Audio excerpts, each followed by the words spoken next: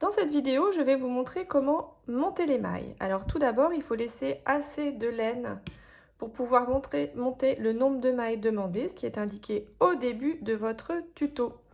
Alors pour ceci, on va d'abord commencer par faire un nœud coulant. Un nœud coulant, c'est comme un faux nœud, si on peut dire, et quand on tire dessus, il n'y a pas de boucle. Alors je vais déjà passer autour de mes doigts comme ceci, et ensuite passer ma laine, glisser ma laine en dessous et tirer.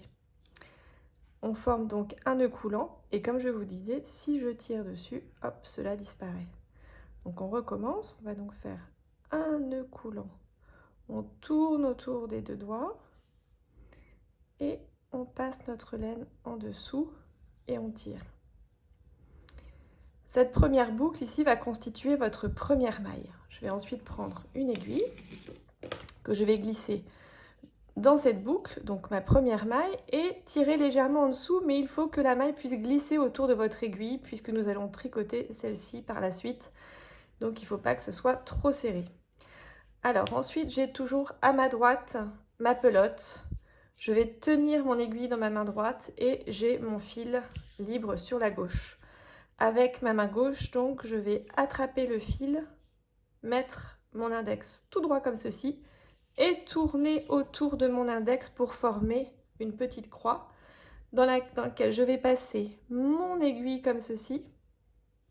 Je vais tenir mon aiguille avec ma main gauche et avec la laine ensuite qui est reliée à ma pelote, je vais tourner autour de mon aiguille et je vais ramener mon fil à l'intérieur. Ensuite, la laine qui est autour de mon doigt, je vais la passer au-dessus et tirer sur mon fil légèrement vers la gauche.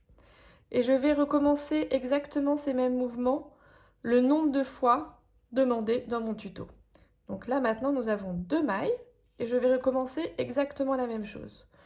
Doigt, je tourne autour, je passe mon aiguille, je tiens mon aiguille avec ma main gauche, je tourne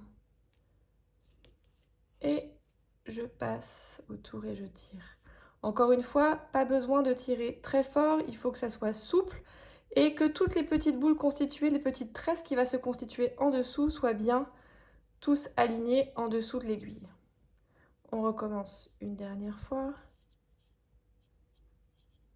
On tourne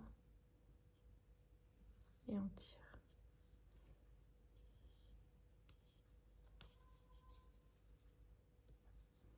Et voilà, donc ici nous avons 1, 2, 3, 4, 5 mailles.